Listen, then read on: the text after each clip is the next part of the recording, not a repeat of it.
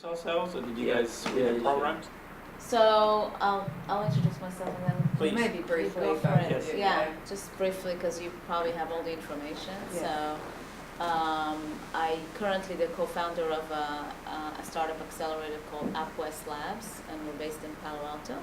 Our focus is on helping Israeli startup entrepreneurs, mainly in reaching their market and understanding how to build and accelerate their products outside of Israel.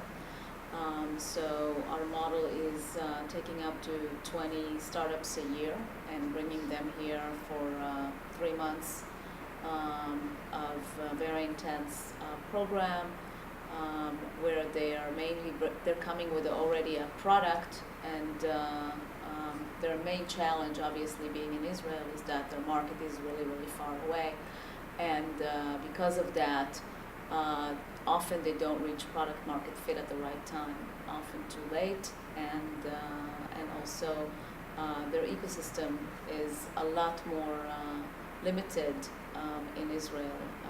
As incredible as a place it is to start a company, in terms of market access and having around you people who can provide a lot of advice and mentorship and support, it's somewhat lacking. So we try to fill that gap for them.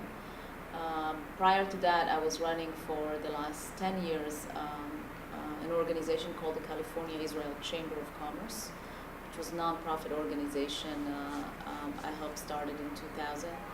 And during that time, there was very, very limited understanding of how to bridge Israel with California, particularly when it comes to opportunities for entrepreneurs to reach the market, but also for some of the large companies to go and find investment, M&A, and R&D opportunities in Israel. So we helped creating a lot of that infrastructure and bridge between the strong players in California and Israel.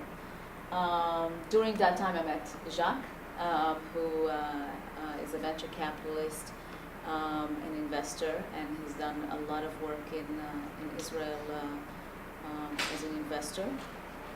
And he joined actually my board when I was at the California Israel Chamber of Commerce. He is still on the board of the chamber.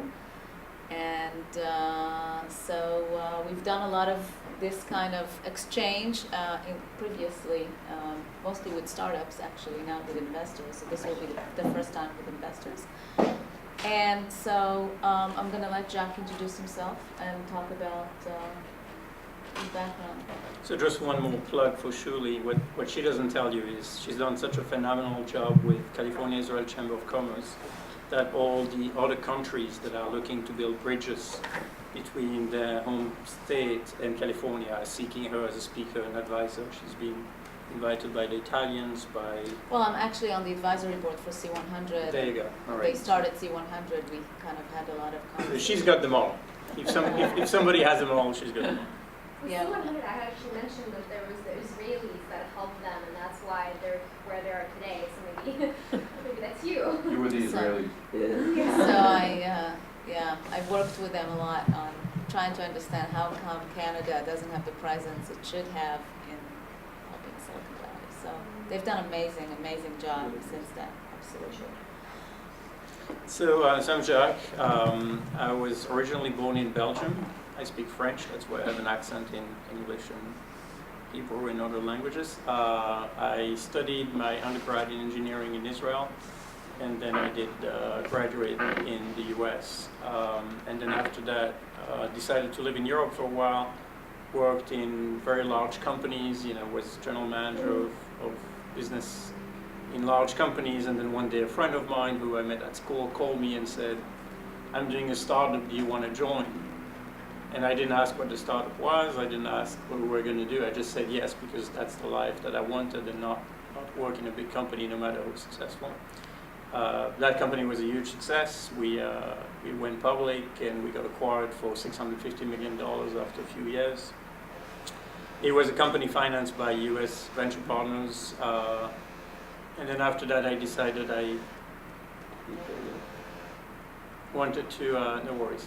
I wanted to run my own company. I did so. Bad timing, which shows you the importance of timing. The first company was from 93 to 98. The second company was from 99 to 2004. The environment wasn't quite the same. And so with that company, we eventually found a way to live despite, .com ending and all, our customers dying and sources of funding disappearing. And eventually sold the company in 2004 and then joined USVP. I have to say I've made way more money in the first company. I've learned most of what I know from the second company. And in the second company, just to give you a sense, by the time we sold the company, we had gone through about 300 employees, yet we never had more than 125 employees. So we went through 3 complete rebuild of the company in 5 years, just by the numbers of the employees. That gives you an idea of the intensity. And you learn a lot. You learn when your customers disappear. You learn when you have to go to your investors and say, you know what, the valuation of the last round, not only are we not going to do that, but we're not going to even do 1/10 of that.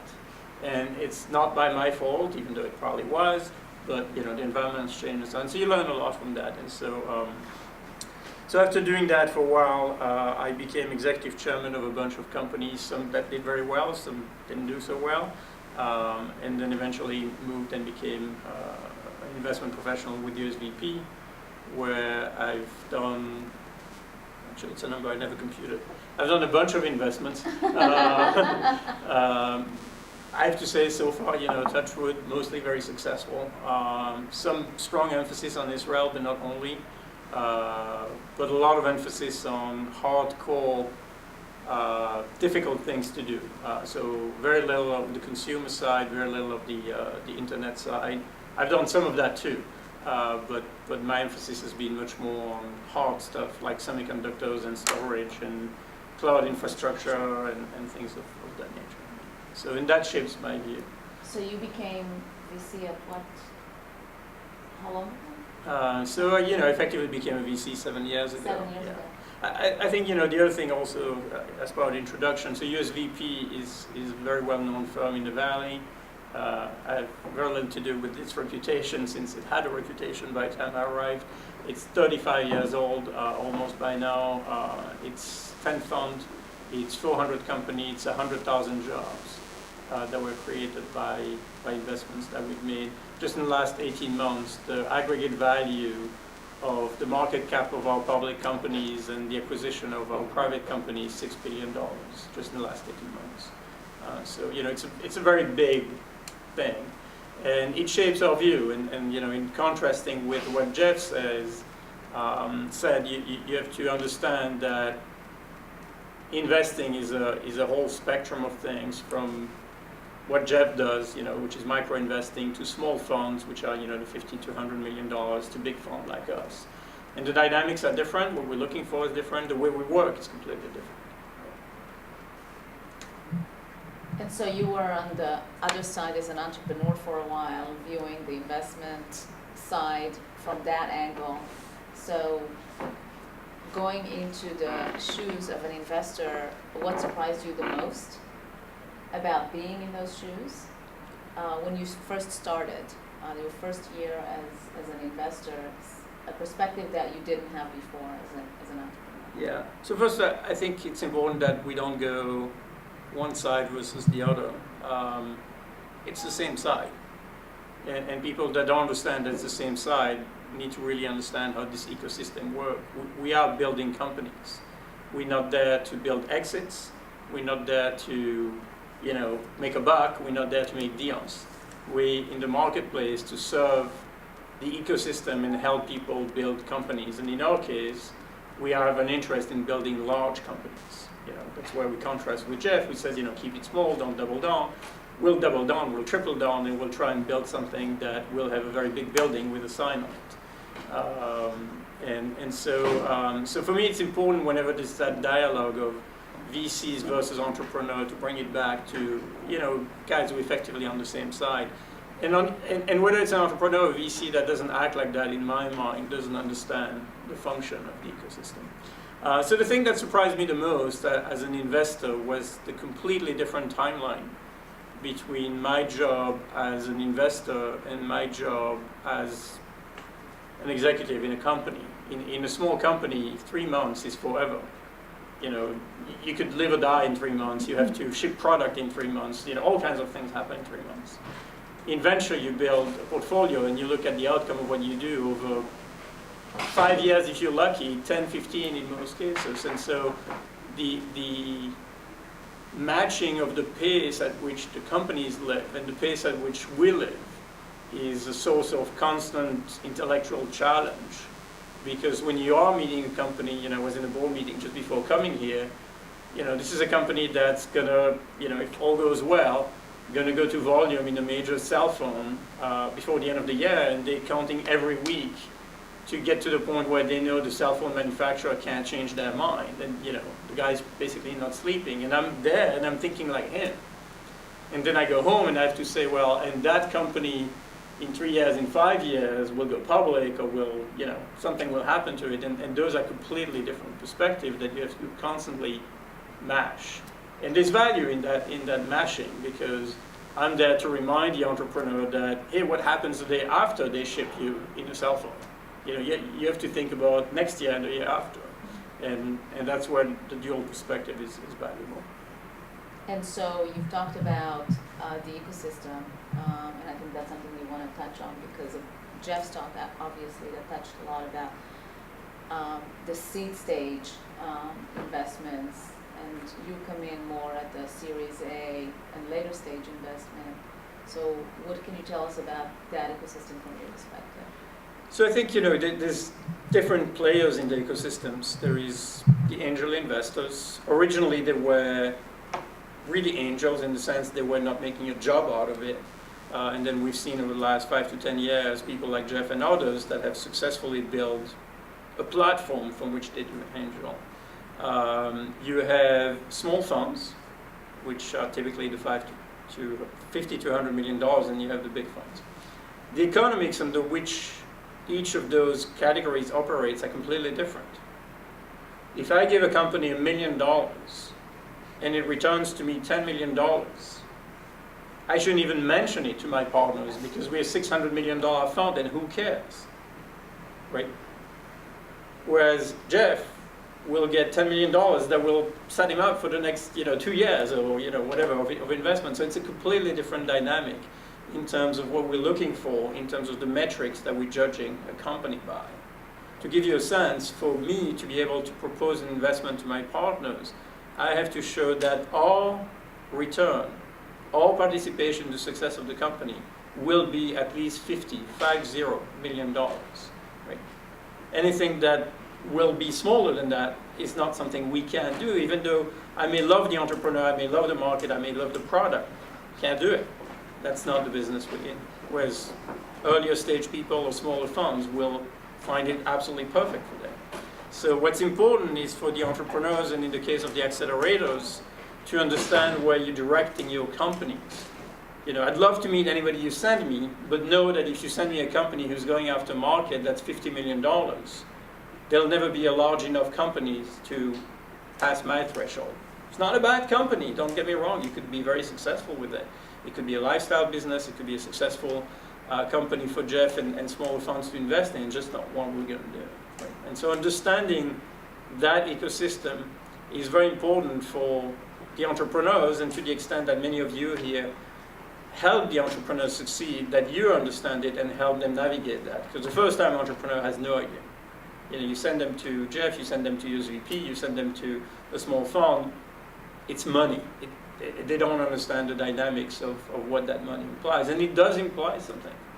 If we see, for example, a company where we invested, and there's an opportunity for that company to be acquired at $40 million, and we're going to get 15 out of that, unless we think the company is not going to make it, we're going to say no.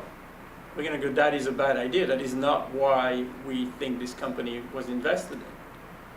For the entrepreneur or for a small investor, they would want to say yes, right? Because at that level, somebody that has no money, it's the first time, they have 10% of the company, they're going to go home with $4 million their life is completely changed, right? And so when you decide on who you're going to do business with from an investment standpoint, you have to understand that the metrics by which we operate will dictate our behavior as an investor for the rest of the life of the company, right? And you want to make sure that our goals for the company matches the goals of the people. And so, for example, as opposed to Jeff, I get an allergy when an entrepreneur tells me about his exit strategy. I'm not interested in his exit strategy. I'm interested into how big a company does he want to build, how massive a business this is going to be, how big of a problem he wants to solve. The exit strategy will take care of itself. If this is a company that's going to sell $50 million, I'm not worried. They'll either go public sooner or later, or somebody will buy them for a lot of money. But I'm not thinking about that at the time of the investment. I'm thinking about how big can this be? Can this really become a massive company that's going to change something, right? And so naturally, you have to understand what different groups of investors are looking for and guide yourself and your companies and the people you know towards the people that match what they're looking for. So decision making, for an angel and for a small fund or for a small, accelerator is pretty quick and pretty, rely on certain things. Walk us through the decision making process in a typical large VC fund or at USVP when it comes to once an investment comes through the door.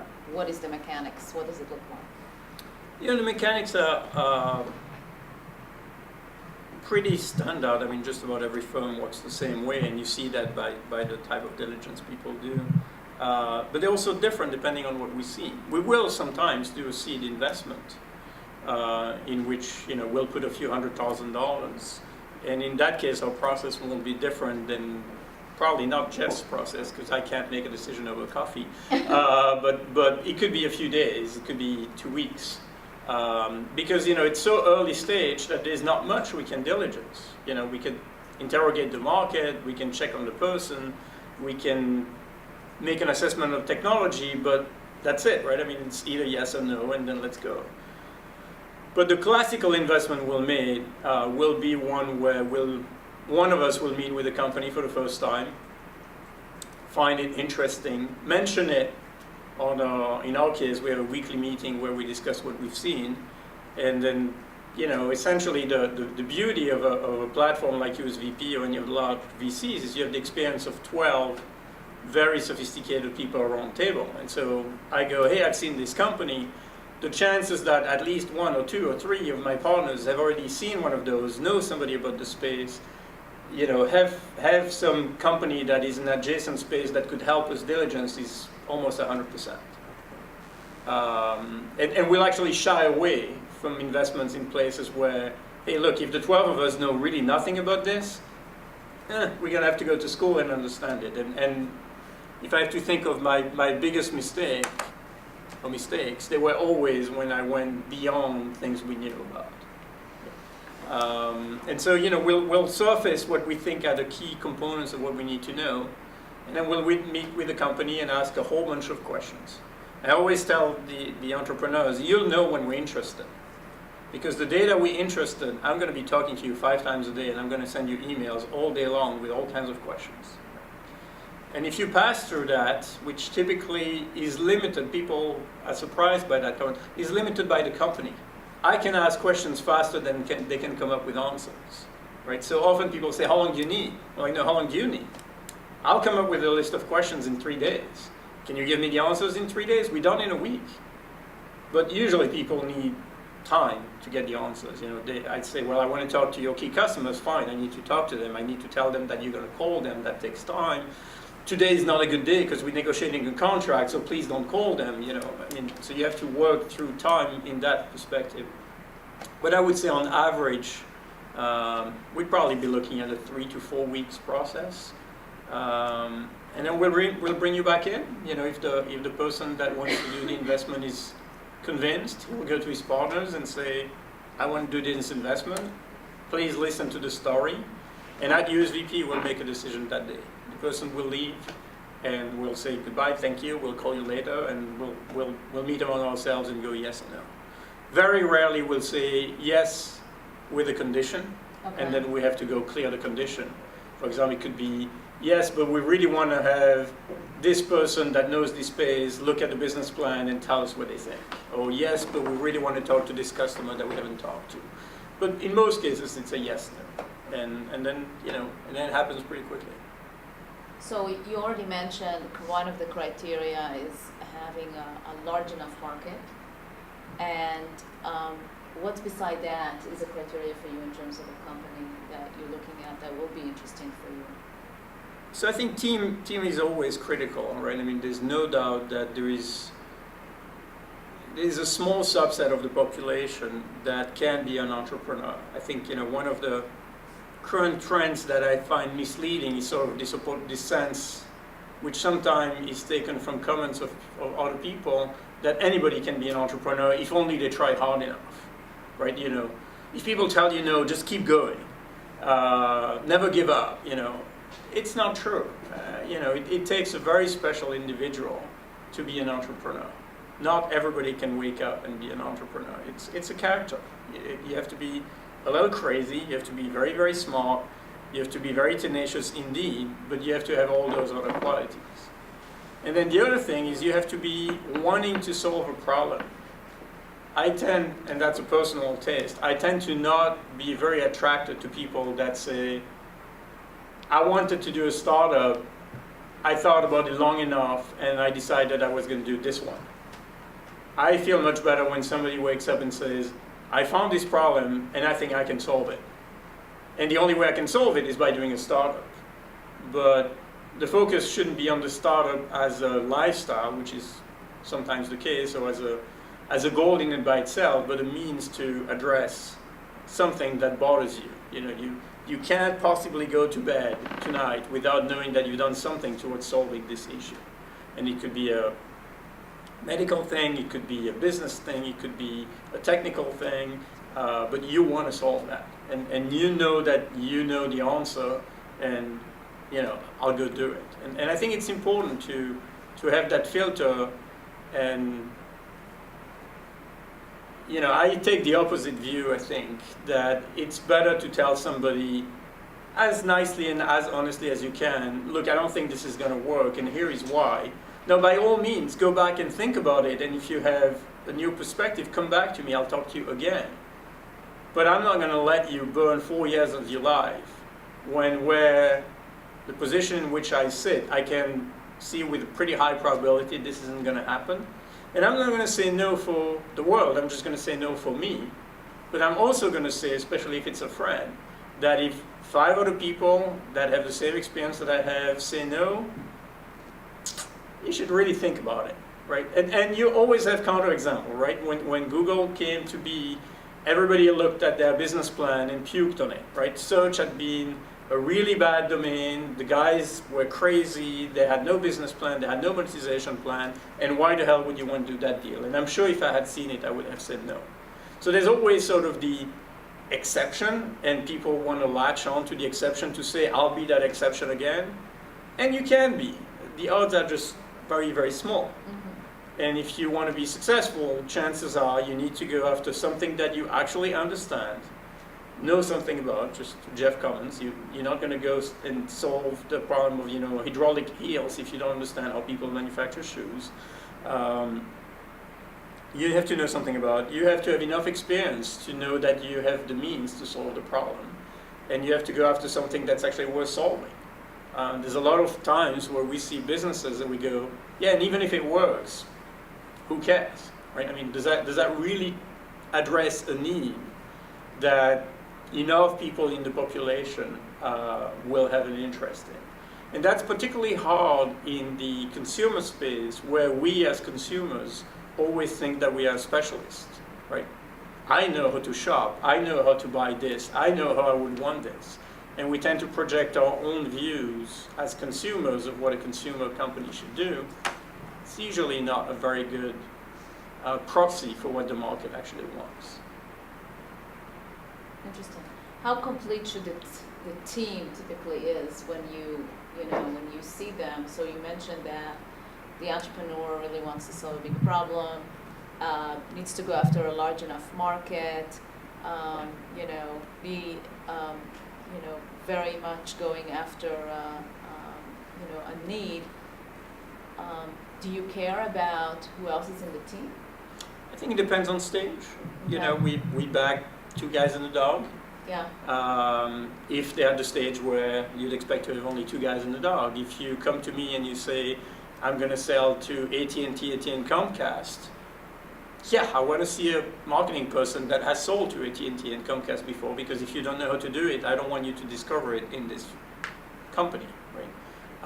If you're going to go and say, I'm going to penetrate the US consumer market and I'm going to use, viral marketing and whatever, those are things that have, a science behind them. Mm-hmm. There's a body of knowledge, and you can't just go, I'm a smart guy or a smart girl, I'll figure it out. Right.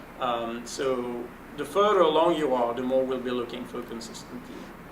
Now, one element which I think is very important is that the very first test for me of the validity of an idea is if you can convince people to come and work for you on that idea.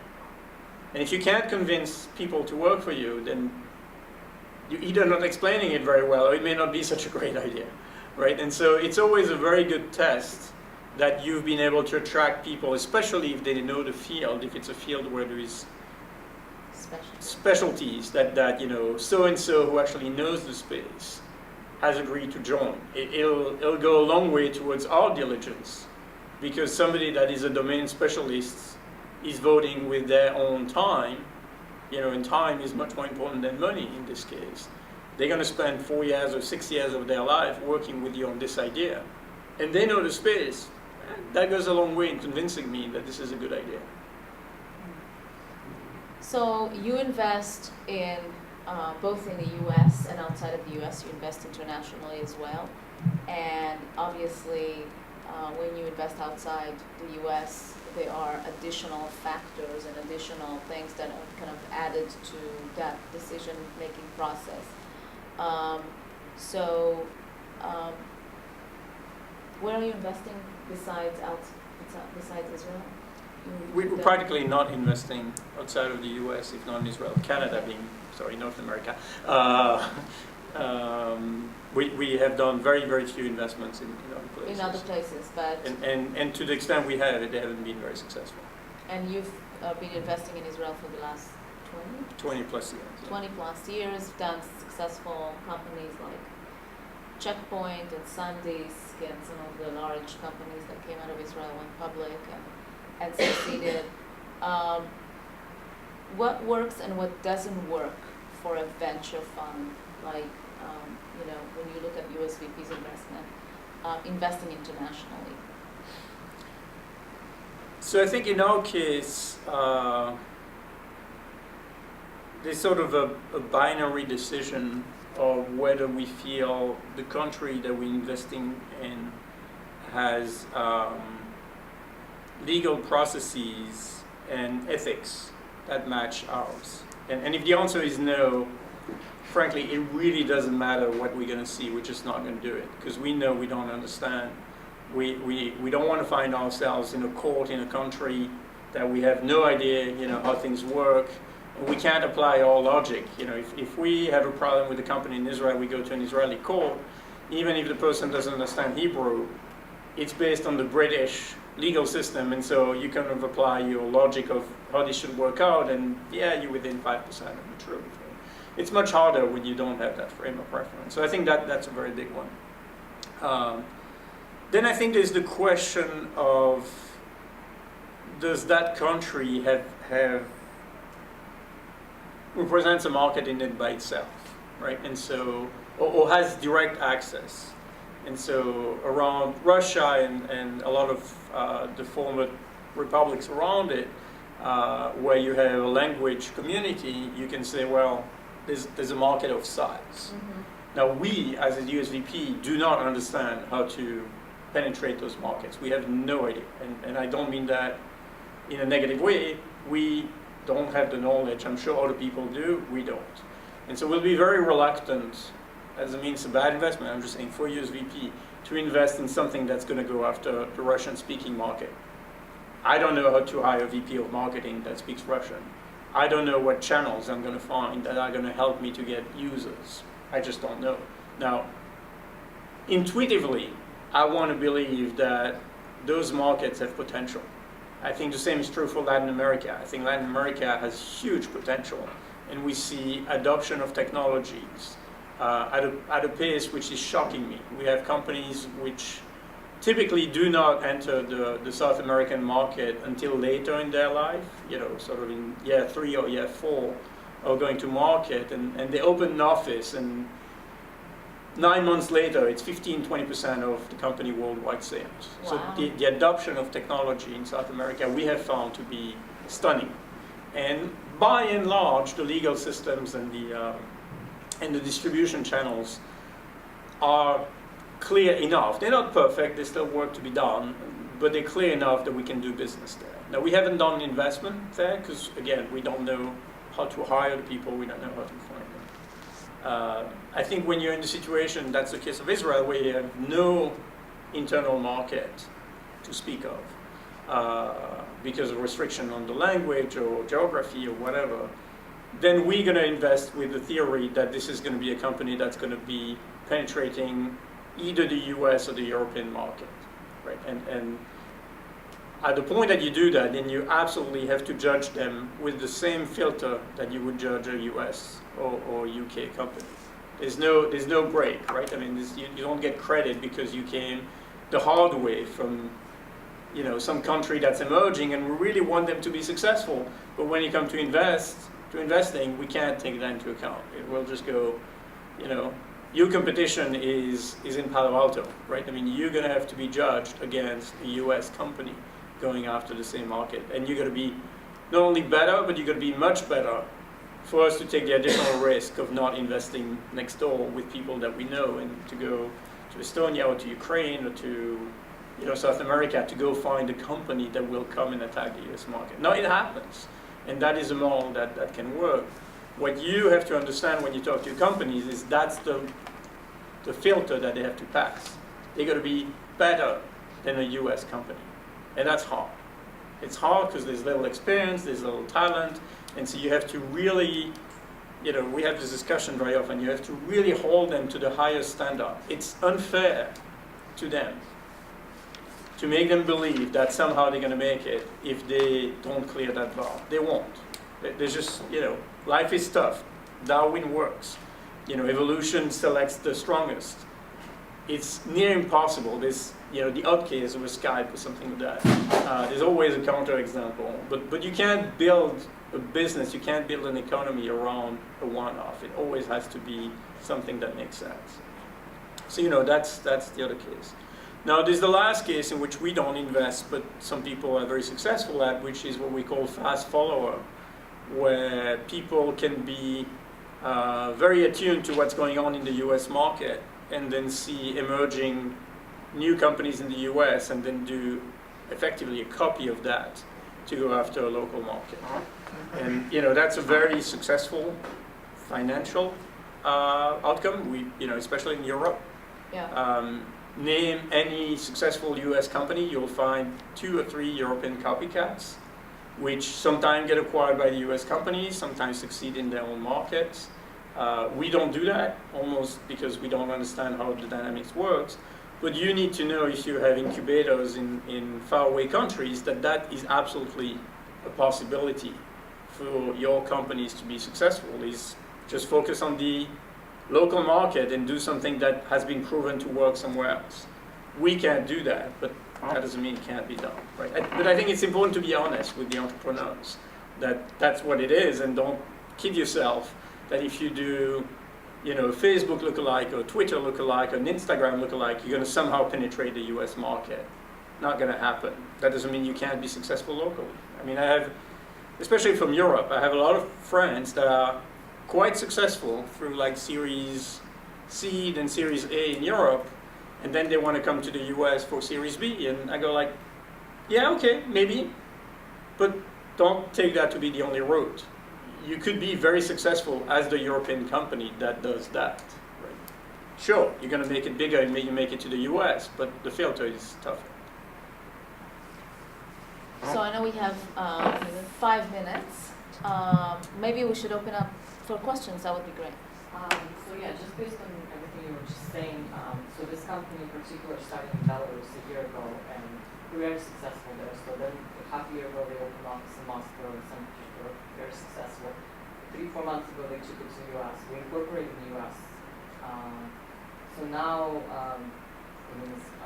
now actually we're deciding, like, shall we focus on the Russian market at all, hire people there to kind of extend the business, or shall we bring all the focus in the US? I mean, it's going to be, it's a peer-to-peer fundraising platform, kind of online auction of meetings, and mentality is a little bit different. So, we kind of tested the exact same model we did in Belarus, which is actually very successful there. Didn't really work, so we're kind of tweaking it around a little bit. But the question is, with all the red flags we were saying, dealing with foreign companies, foreign offices, culture, language barrier, shall we market as a U.S. company, or focus on the U.S. company, or how shall we position our offices in other countries? So, it's a very difficult decision. You can't do both. Yeah. Okay, if you're going to try to do both, you're going to fail at both. So if you decide to go after the U.S., you're going to be single-minded about making the U.S. and using your success in Belarus and in the other location as a prototype of what you could do in the US. You can't transport what you've done and literally do it. You have to restart in the US very humbly and say, we've learned a bunch of stuff there, and retest every aspect of it.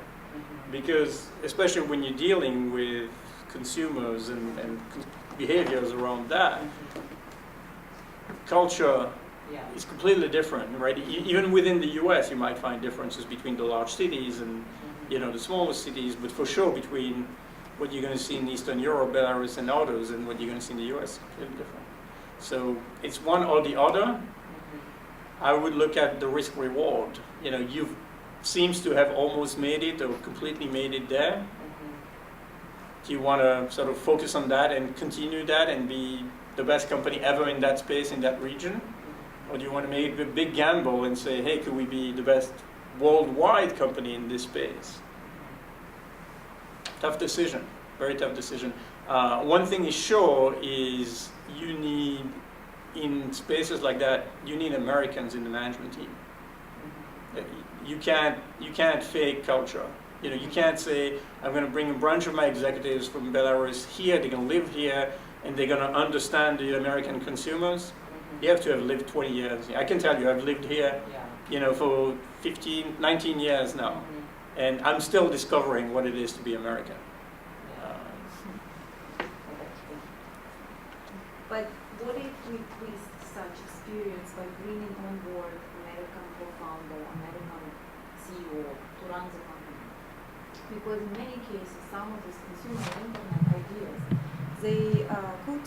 they use the same culture around the globe, but with different applications in different countries. So let's say we discovered in Ukraine that Twitter actually works.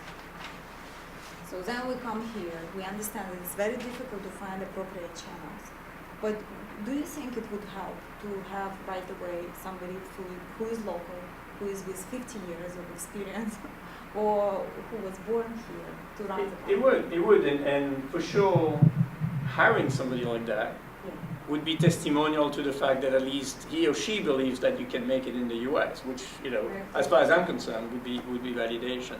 Yeah, it doesn't have to be a co-founder. It could be a first employee. It could be, the president USA. You can work around that, but you have to go for somebody that's good, not just somebody that you can find. But then you still have to watch with the culture. For example, with Israel, we are very, very reluctant to put an American CEO on top of an Israeli company. It's not like we never do it, but it's going to be if we really can't find another way to do it, because the culture between the way the company is run internally and the CEO is very difficult to match. And so that culture gap, you've solved it by having, a U.S. management team and a U.S. CEO, but now you've created another culture gap, which is now inside the company. Again, not impossible, but a challenge. this is actually one of the first things that, you know, we're trying to focus on with our entrepreneurs when we bring them to Silicon Valley for 3 months, is not only, you know, go after finding your customers and market and, you know, build a better product, but it's also how do you to understand the nuances of the culture and start opening up their ecosystem to potentially, you know, new hires that could eventually complement their teams here. You know, either on the advisory board level or on the marketing side, which, you know, for a lot of them it could be a great added value for their company. So we find that, you know, it's something that they will have to do in the future. If they can start building that ecosystem now when the company is still young, it could help them later on. Another element you have to watch, especially when you're in the consumer space, the velocity at which the Valley changes what's fashionable is crazy. You know, whatever was a good idea 6 months ago is a bad idea. Right? Yeah. And so the time of propagation of that wave to any remote geography is a real hindrance in those businesses. Because by the time you developers in Belarus or wherever they may be really get what just happened in Palo Alto 6 months ago, they're already too late. Because Palo Alto is now onto something else, right? And we see that, for example, often in even things like the development platform that they use, the software techniques that they use, get out of fashion very quickly. You know, which database do you use, which programming language you use, which user interface you use. It's very dynamic, and so in those spaces, it's very hard to compete with California in the California market. It doesn't mean you can't compete locally, because they don't understand your market. And by the time they arrive, then the lag plays in your favor, because until they arrive to you, you've had 1, 2, 3 years where your local market wasn't aware of what was going on in Palo Alto, and you were the only thing they knew about. Right? So you got to look at that. And geography, at the end of the day, despite the internet and Facebook and everything, geography does matter. Mm-hmm. Distances are still there. So, like legally wise, so we would be comfortable, right? I mean, since we're incorporated in the U.S., I mean, it's a U.S. company, so if there's anything, we're going to end up in the U.S. for it, right? Yeah, though, you know, there's still going to be a bit of a question mark. You know, you could have an employee issue in Belarus, and how are we going to deal with that, right? What if there's a sexual harassment lawsuit in Belarus? What do I know about sexual harassment laws in Belarus? But that's the point I'm making. That's the point I'm making, right? And so if there's an issue, I have no idea, right? And I took that example. It could be an employee issue, right? I mean, he went on strike. I mean, I have a story of an employee in France who went on sickness leave, and we found that he was working for another company using our computers while he was on sickness leave, and we fired him. We lost in court, right? I mean, in the US, this would be undisputable. You just go to him and say, you're fired. We did that in France, and, you know, he sued us for illegal termination, and we lost. So that's where, you know, those gaps are still there. And you have to assume that an American investor that's going to look at a hybrid company, whether consciously or unconsciously, is going to move the bar up versus the exact same company in San Francisco, even in Texas, which is not a foreign country. So we might have to wind up Sure. now. It's been fabulous, so thank you so much for all the information Enjoy you've given business. us.